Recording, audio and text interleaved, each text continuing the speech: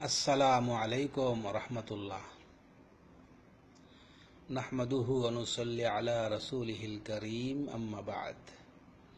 বাংলাদেশ থেকে আমাদের এস নুরুল আক্তার ভাই প্রশ্ন করেছেন যাকাত সম্পর্কে।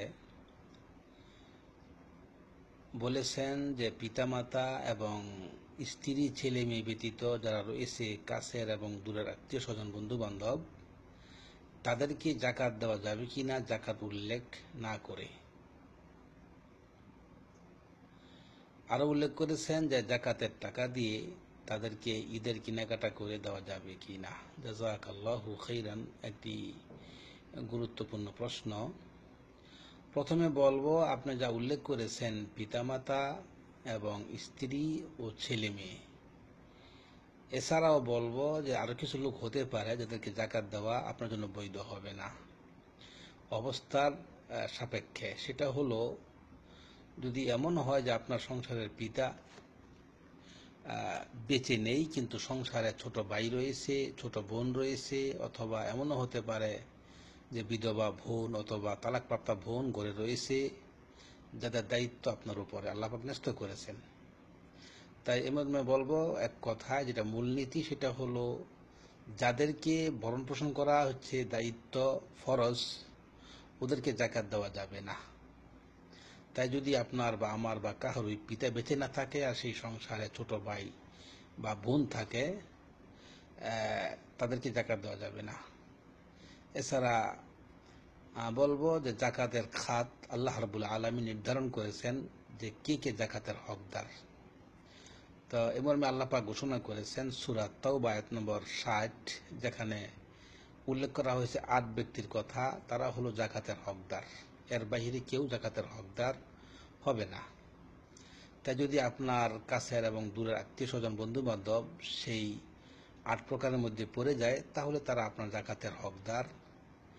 আর সেই 8 প্রকার হলো যে ফকির, মিসকিন, এবং যারা কাজ করে জাকাত ফান্ডে তারা, এবং আরটা হলো আপনার নবমুসলিম অথবা অমুসলিম, যারা ইসলামের দিকে, যাদেরকে ইসলামের দিকে আকৃষ্ট করার জন্য জাকাত দেওয়া যেতে পারে। তারপরে রয়েছে আপনার ঋণগ্রস্ত ব্যক্তিকে ঋণ থেকে মুক্ত হওয়ার জন্য জাকাত দেওয়া যেতে পারে। এমনিভাবে রয়েছে আপনার মুসাফির, তারপরে মুজাহিদ, যারা আল্লাহ পথে জেহাদ করে। এরকম 8 ব্যক্তির কথা এসেছে সূরা তাওবা আয়াত নম্বর 60, ভালো করে দেখে নেবেন।